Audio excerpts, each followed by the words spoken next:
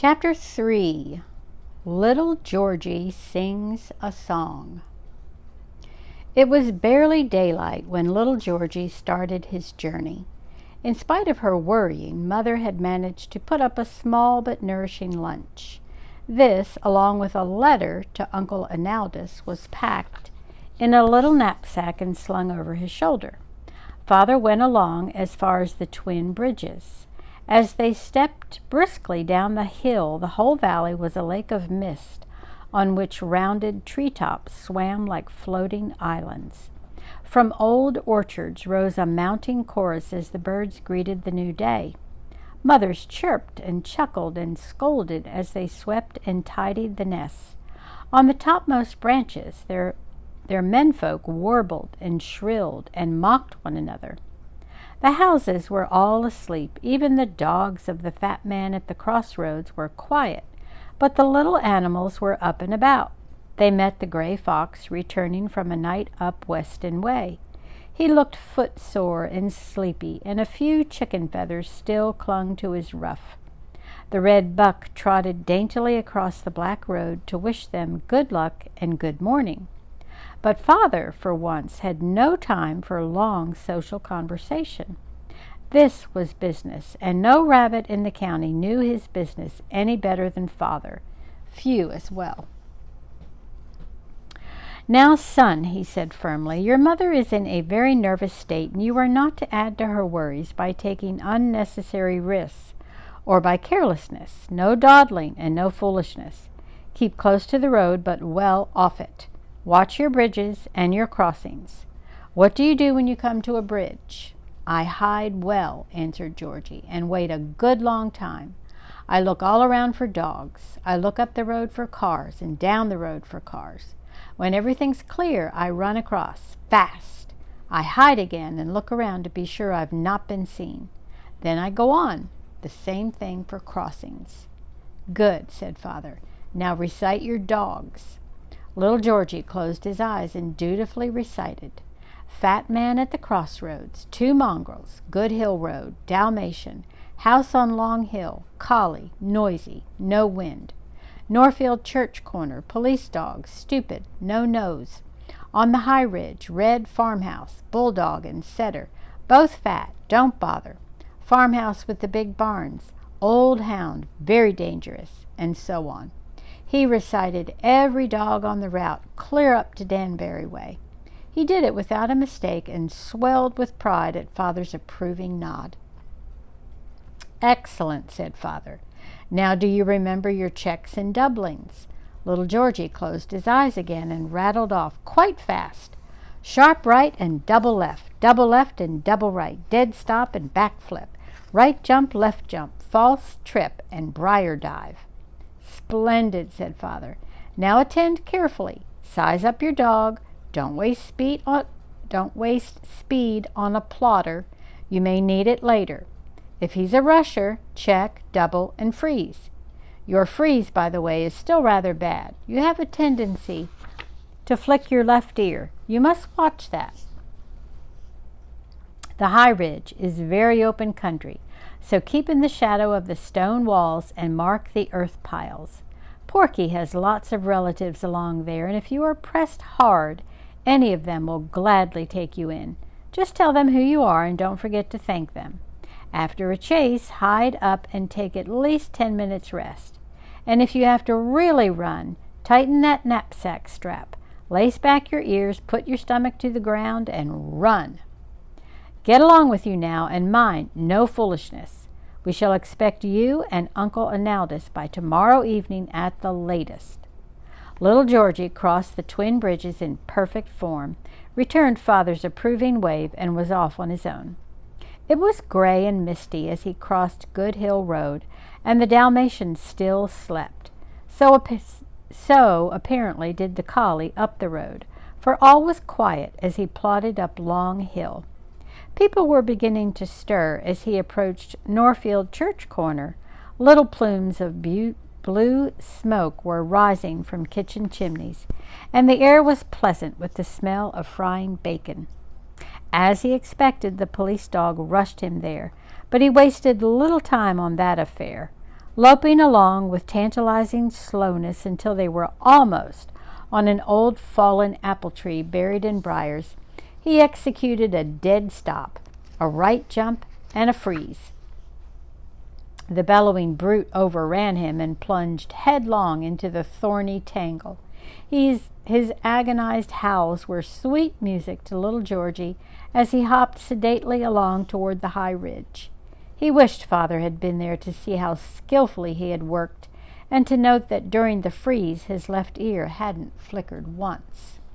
The sun was well up when he emerged on the high ridge. On the porch of the red farmhouse, the fat bulldog and the setter slept soundly, soaking up its warmth. On any other occasion, little Georgie would have been tempted to wake them, to enjoy their silly efforts at running, but mindful of Father's instructions, he kept dutifully on his way. The high ridge was a long and open strip of country, very uninteresting to little Georgie. The view over miles and miles of rolling woods and meadows was very beautiful, but he didn't care especially about views. The brilliant blue sky and the bright little cream-puffed clouds were beautiful too. They made him feel good. So did the warm sun, but frankly, he was becoming slightly bored. So to ease his boredom, he began to make a little song. The words had been rattling around in his head for some days now, and the music was there too, but he couldn't quite get them straight and fitted together. So he hummed and he sang and he whistled. He tried the words this way and that way. He stopped and started and changed the notes around. And finally he got the first line so that it suited him. So Georgie sang that line over and over again to be sure that he wouldn't forget it when he started on the second line. It must have been this preoccupation with his song that made little Georgie careless and almost led to his undoing. He scarcely noticed that he had passed the house with the big barns, and he was just starting to sing his first line for the 47th time when there came the roaring rush of the old hound right on his heels, so close that he could feel the hot breath. Instinctively, little Georgie made several wild springs that carried him temporarily out of harm's way. He paused a fraction of a second to tighten the knapsack strap, and then set off at a good steady pace. Don't waste speed on a plotter was Father's rule. He tried a few checks and doubles and circlings, although he knew they were pretty useless. The great fields were too bare, and the old hound knew all the tricks. No matter how he turned and dodged, the hound was always there, coming along at his heavy gallop. He looked for woodchuck burrows, but there were none in sight. "Well, I guess I'll have to run it out," said little Georgie. He pulled the knapsack strap tighter, laced back his ears, put his stomach to the ground, and ran. And how he ran! The warm sun had loosened his muscles. The air was invigorating. Little Georgie's leaps grew longer and longer. Never had he felt so young and strong.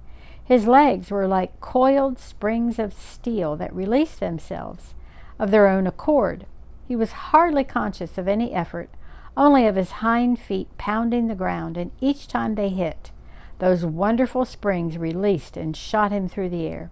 He sailed over fences and stone walls as though they were mole runs. Why, this was almost like flying.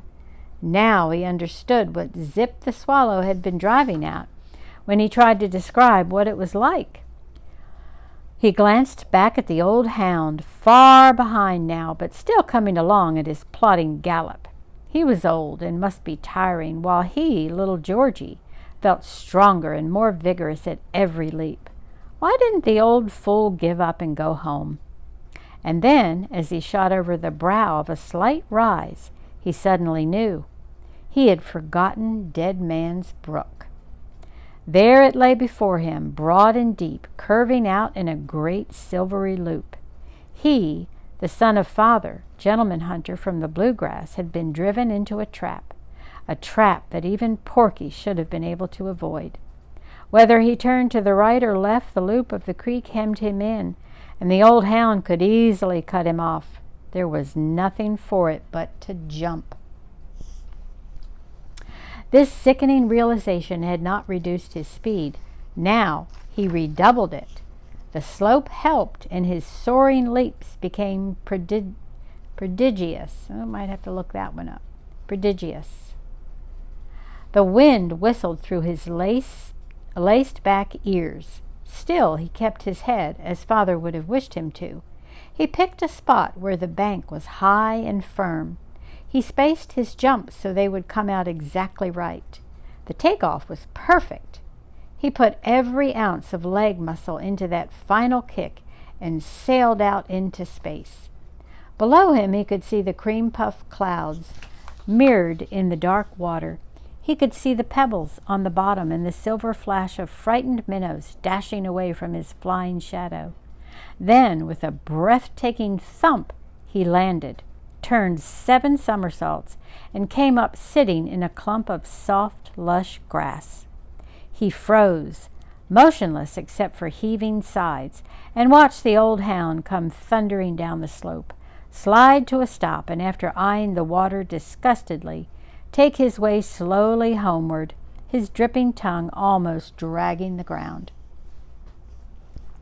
Little Georgie did not need to remember Father's rule for a 10-minute rest after a good run.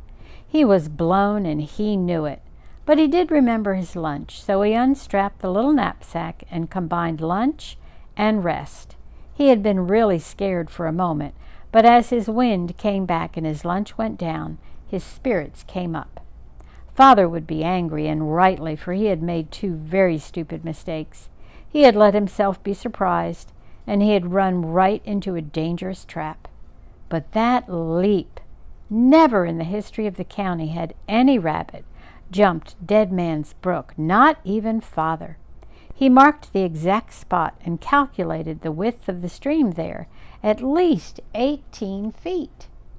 And with his rising spirits, the words and the notes of his song suddenly tumbled into place. Little Georgie lay back in the warm grass and sang his song. New folks coming, oh my, new folks coming, oh my. New folks coming, oh my, oh my, oh my.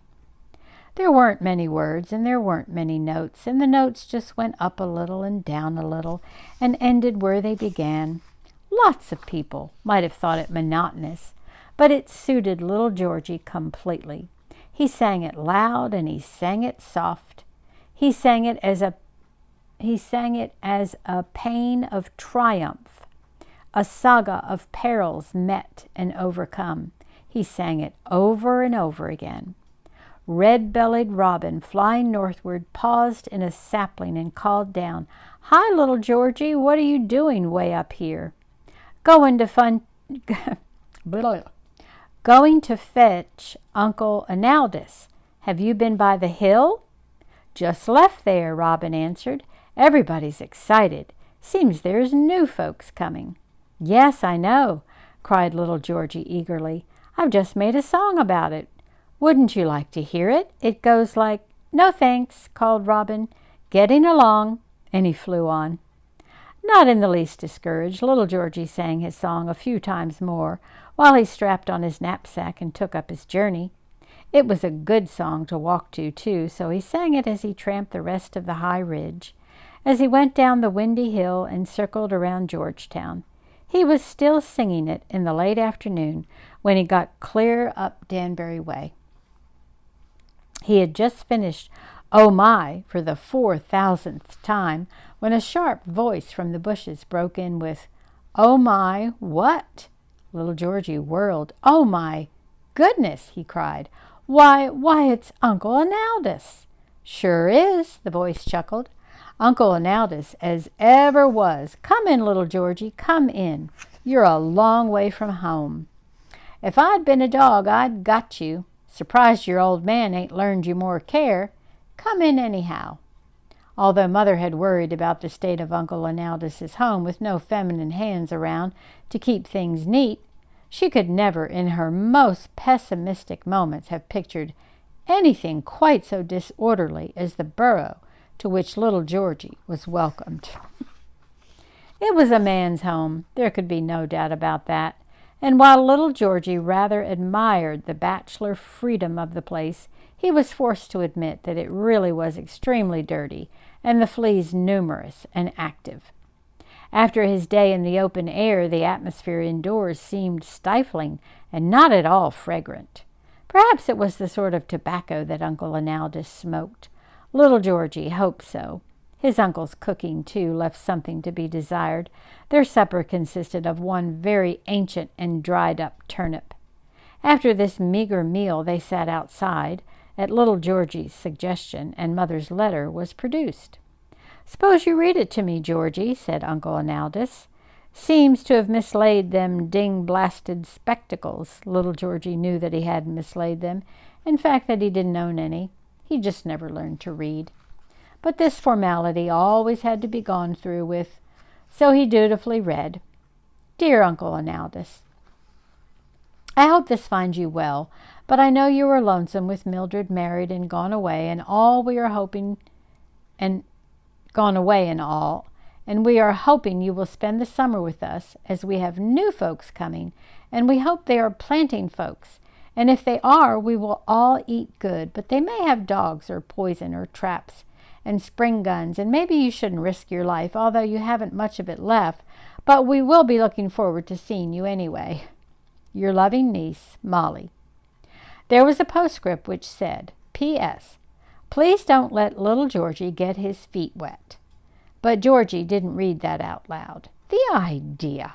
He, little Georgie, who had jumped Dead Man's Brook, little Georgie the Leaper, getting his feet wet.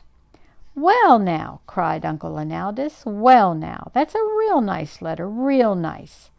Don't know but what I will. Certainly is ding-blasted lonesome round here now with Milly gone and all. And as for food, of all the carrot-pinching, stingy folks I ever see, the folks around here is the stingiest, carrot-pinchingest. Yes, sir, I think I will. Course new folks comin' may be good and it may be bad. Either way, I don't trust 'em. Don't trust old folks neither. But with old folks you can tell just how much you can't trust 'em, and with new folks you can't tell nothin'. Think I'll do it, though. Think I will. Does your ma still make that pea vine and lettuce soup as good as she used to?" Little Georgie assured him that she still did, and wished he had a bowl of it right then. "I've made up a song about the new folks," he added eagerly. "Would you like to hear it?" "Don't think I would," answered Uncle Analdus. "Sleep anywheres you've a mind to, Georgie. I've got a few knickknacks to pack up, and we'd ought to get an early start. I'll wake you." Little Georgie decided to sleep outside under the bushes. The evening was quite warm, and the burrow was really pretty strong. He hummed his song as a lullaby now, and it was a good lullaby, for before he'd finished it the third time, he was sound asleep. Until next time.